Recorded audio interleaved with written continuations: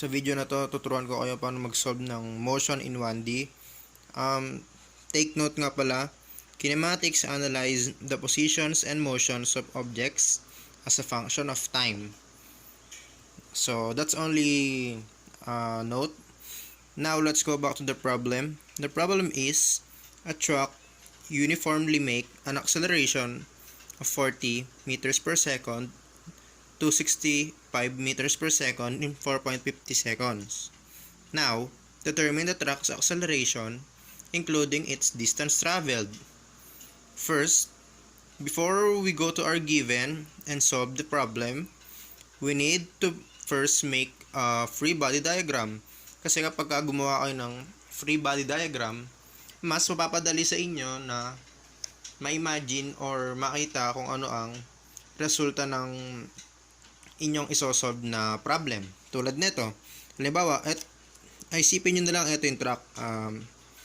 Ito siya mula sa 40 meters per second up to 65 meters per second. Kumbaga, nag-travel siya mula 40 meters per second papunta sa 65 meters per second.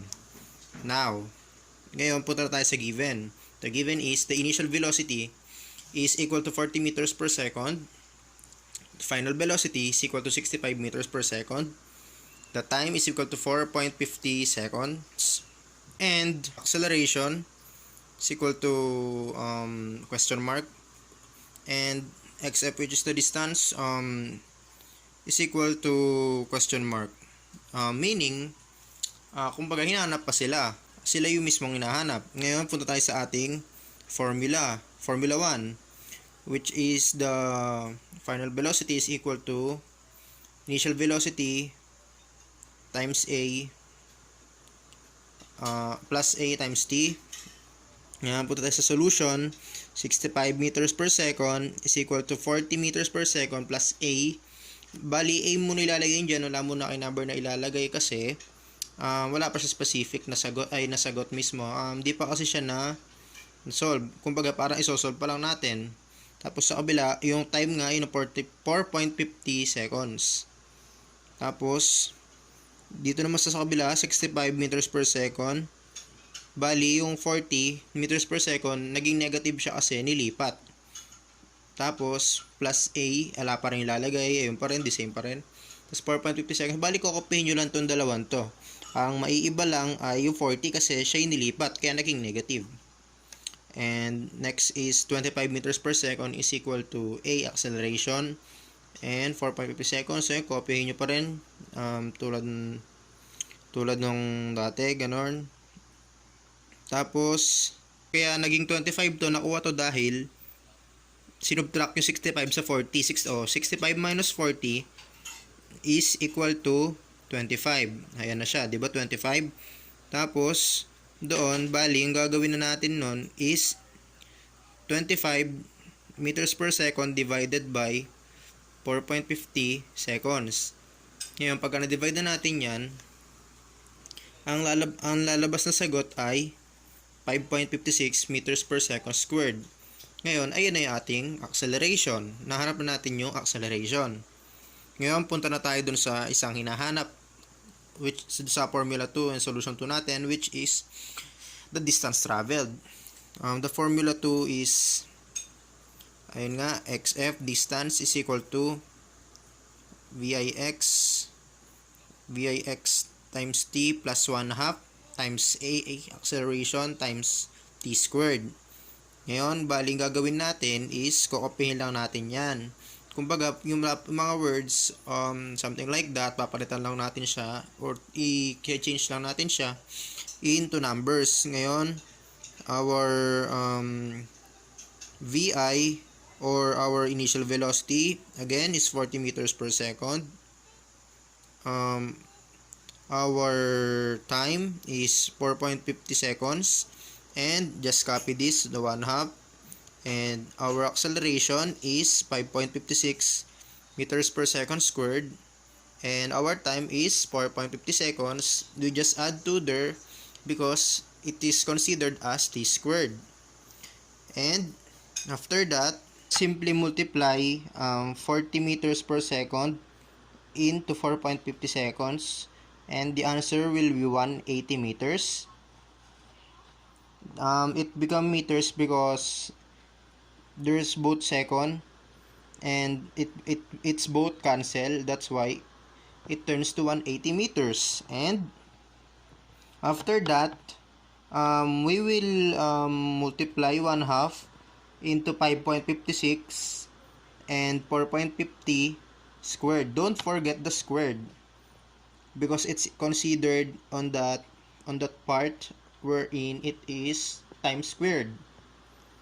So once you multiply 1 half 5.56 and 4.50 s squared, 4.50 seconds squared, we will get the answer of 56.29 or simply 56.30 because we round off it. Kaya naging 56.30 siya.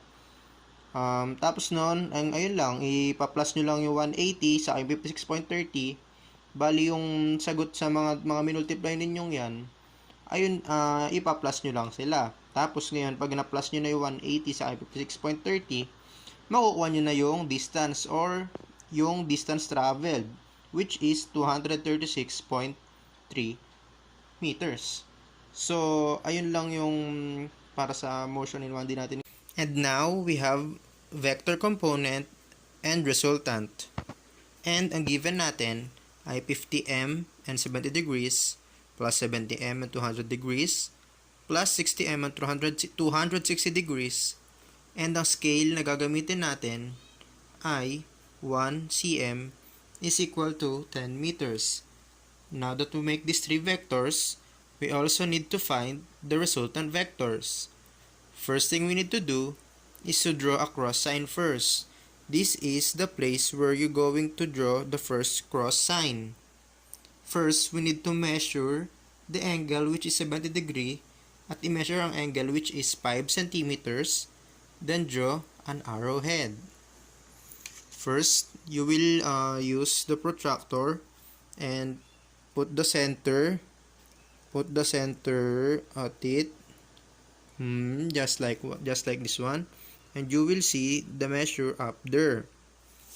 And once you measure that, drawing nyo dapat ang new cross doon sa arrowhead na yon. Ayan o, gagawan nyo siya ng panibagong cross. Next, ay proceed tayo sa 70m and 200 degrees.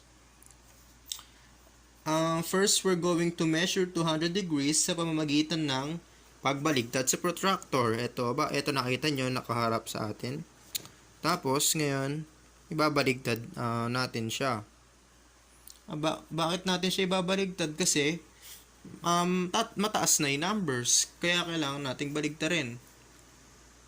Tapos, doon, ang next na kailangan nyong gawin ay maggawa lang kayo or do a simple addition. How to do that? Ayan o, nakikita nyo, ito yung gitna. Itatapat nyo lang siyang ganyan. Tapos, pagka natapat nyo ng ganyan, imamarkahan nyo lang kung saan siya nakaano. Ayan o. Ayan, once na namarkahan nyo na siya, tuturo ko muna pala paano siya paano makuha. Yung paano siya ma-plus. Ganito kasi yan. Pa-plus nyo siya sa pamamagitan ng halimbawa, dito maghisimula ka sa 180. 180 plus 10 is equal to 190. And 180 plus 20 is equal to 200. At ngayon, dun natin nakuha yung sukat niya na sukat sa 200. Ayun o, doon o. And ang sunod dyan ay ayun nga, mag-iwan kayo ng marka at don't do anything to it. Next, we just need to follow the line that you mark that points it. Ito nga yun, yung kanina, ito nga yung sinasabi ko. Ito yun o. Ito yung tinuro niya kaya hindi siya kumonekta. Naintindihan nyo, diba? Hindi siya kumonekta kasi tinuro lang.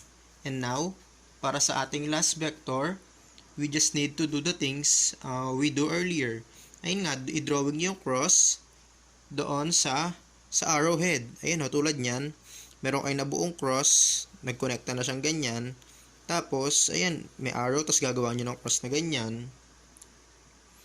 Tapos, after that, we need to measure it by 4 centimeters using ruler. Also, put an arrowhead dito. Tapos, magagawa natin yan sa pamamagitan ng ating ruler sa centimeters. How can we do that? Ayan o. Ayan o, susukatin natin siyang ganyan. 4 centimeters na siya yan. And, also, pagkatapos nun ay pagkatapos nating maglagay ng arrowhead, i-measure natin ang vector at huwag nyo rin kakalimutan na lagyan ng bilog sa gilid dahil ayun na mag-i-indicate na mismo sukat. Ano yung sinasabi kong bilog? Ito yun yung mga bilog na ganyan sa dulo. Kasi kapag hindi nyo nilagyan, hindi ma-indicate ang mismo sukat ng inyong vector component. Tapos, tawag dito. Ngayon, para malaman natin ang resultant vector, as always, mag-draw ulit tayo ng cross. Ayan o. Magdo-drawing ulit tayo ng tawag dito, cross. Ayan, nakita nyo naman na. Tapos ngayon, take note dapat natin na ang resultant vector, siya ang nagko-connect doon sa resultant. Ayan o, siya yung magko-connect. At tong resultant vector na to, ito yung magko-connect yung dalawang yan o. Ayan, magko-connect na yan. Tapos, ang susunod na natin gagawin ay dito. Ayun nga, di ba, na-connect na natin. After that, ayan na yung resultant. Siyempre, after malabelan, lalagay nyo na yung mga nasa given, depende dun sa sinukat at mineasure ninyo. Ayan nga, yung una natin ay yung 50 meters 70 degrees. Tapos, 70 meters and 200. Tapos, 260 and 60 meters and 250 degrees. And, ang susunod natin doon ay, di ba, na-labelan na natin. Ngayon, sukatin nyo gamit ang protractor para malaman kung ilan ng degrees ng resultant vector. Ayun o, malalaman nyo siyang ganyan kung susukatin nyo muna siya ng protractor. Ito nga, di ba? Magsisimula kayo rito. Tapos, kung saan ito yun o. Ayan, kung saan siya tututok. Ayan, tulad niyan sa sa 10 siya tumutok. Ayun yung arrow na yun, ayun yung resultant vector natin, which is yung 10. Next, i-measure natin gamit ang ruler para makuha naman natin ang length. Tapos, para makuha natin ang length, gagamitin natin yung centimeters. Ayan o. Gagamitin natin yung, teka. Centimeters. Ayan. Ayan yung sa resultant vectors natin. Magsisimula tayo sa 0. Dito sa left side. Tapos, ayun. Ayun siya. 50, bali 52 na yung inalabasan niya. Kaya, bali yung resultant vector natin, 10 degrees Celsius and 52 meters. Tapos, ayun na. Meron na kayong vector component and its resultant. Ngayon, nandito na tayo sa measurements, unit conversion. At ang problem natin ay Kobe travels 5 kilometers by just using his motorcycle. On the other hand, his friend Michael traveled 6,000 meters on his motorcycle. Who is the fastest among the two? What is the difference in their travel? Una, ang kailangan natin gawin dyan ay i-convert si meters, which is yung travel ni Michael, to kilometers. Syempre, ang una natin kailangan gawin dyan is isulat pa natin yung given, which is yung kay Kobe, 5 kilometers, Michael, 6,000 meters. Tapos, ngayon, ang gagawin natin yan, conversion of 6,000 meters to kilometers. Ayan yung pinaka-hinahanap natin. Bago natin hanapin yung difference sa kanilang sa travel nila, no? Ngayon, proceed na tayo sa ating solution, which is 6,000 meters times 1 kilometer divided by 1,000 meters, or 6,000 meters times 1 kilometer over 1,000 meters. Ang ginawa natin dyan, nilagay natin 6,000 sa labas, 1 kilometer sa taas. Bakit 1 kilometer sa 1,000 meters? Kasi yung pagkakalam natin ay sa conversion table, 1 kilometer is equal to 1,000 meters, or 1 meter is equal to 1 kilometers, ano? Pagkari nun, i-solve natin yan. Once na na-solve na natin yan, na-convert na, kumbaga na-solve or na-convert, yun din yan. Doon lalabas yung 6 kilometers. Tapos yan, ayan, na-convert na siya sa kilometers. Pagka na-solve yun ng ganyan, convert na siya sa kilometers, which is 6,000 meters is equal to 6 kilometers. Ngayon, sino mas mabilis sa dalawa? Which Kobe na 5 kilometers or Michael na may 6 kilometers? Syempre, malinaw na. Which si Michael. Michael travels faster than Kobe because Michael has 6 kilometers and Kobe has only 5 kilometers. Therefore, 6 kilometers minus 5 kilometers 1 kilometer. Ngayon, paano tayo napunta dyan? Kasi nga, sabi dito sa last question natin, what is the difference in their travel? Kaya, nag-come up tayo sa 6 kilometers minus 5 kilometers. Ngayon, the difference to their travel is 1 kilometers. Ang bali kailangan nyo lang gawin dyan is ipag-minus nyo dalawa para makuha nyo yung difference sa kanilang travel, which is 1 kilometers. Ayun lang. And now, para sa ating Newton's law, second law, ito ang ating problem. A car with a mass of 1,800 kilograms is at rest and then starts to move and reach a speed of 27.0 meters per second in 70.0 seconds. Now, determine the car's acceleration including the force acting on it. Tulad nga na sinabi natin, para ma-visualize natin or ma-imagine natin rather ang ating gagawin na problem or solution sa ating problem, dapat ay magawa muna tayo ng tinatawag nating free body diagram, na kung saan ito yung itsura niya. Kasi nga, a car, ito na una siya, naka-rest muna siya, tapos nag-start siya mag-move, tapos nag-start siya mag-move from 27.0 meters per second to 70.0 seconds. Yan, nakita nyo na natin ang itsura niya, no? Tapos, ngayon ang given natin, ang ating initial velocity is 0. Kumbaga, ala naman siyang initial, parang pinakasimula, ganon. Tapos, ang ating final velocity, which is the 27.0 meters per second. Tapos, ang ating time is equal to 70.0 seconds. Ang ating M is equal to 1,800. Ang acceleration natin ay ayun ang hinahanap, kasi saka yung ating force. Now, punto tayo sa ating formula. A is equal to final velocity minus initial velocity over t, or final velocity minus initial velocity divided by the time, or the t. Now, for our solution, A is equal to 27.0 meters per second minus 0 divided by 70.0 seconds or over 7.0 seconds. Ito rin yan. Kinope lang natin siya, no? Yung A natin, kumbaga A lang siya kasi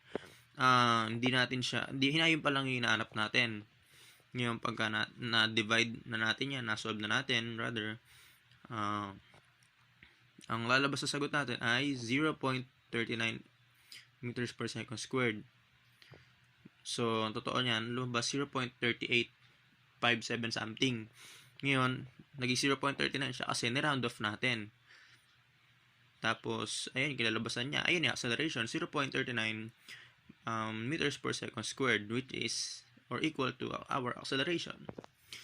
Now, for our formula 2 and solution 2, our formula 2 first is F is equal to M times A or the mass. Sorry, di ko nasabi kanina. Ang M is equal to our mass, which is 1,800 kilograms. I'm very, very sorry. Pardon me. Now, for our solution 2, which is we're going to copy and put the mass here, 1,800 kilograms times 0.39 meters per second squared. Ngayon, ang gagawin nyo lang dyan is ita-times or imumultiply nyo lang yan. Ganun lang kasimple. Ang tuldok kasi na yan ay mag-i-indicate sa ating multiplication. Ngayon, pag na-times nyo na yan, ang lalabas ay 702 N or 702 newtons kasi ang parang pinaka-sign natin kapag nag-come up siya sa kapag ka-force ang hinahanap, bali ang magiging sign dapat natin ay newtons, hindi F, no? Kasi ayun yung rule. Pero pagka hinanap natin siya, bali F ilalagay. Pero kapag nag-come up na tayo sa sagot, sa isang answer, ang label dapat ay newtons. Ayun lang ba? So, ayun, nakuha na natin sagot natin. Ang acceleration natin is equal to 0.39 meters per second squared. And ang ating force is equal to 702 newtons. Ayun lang.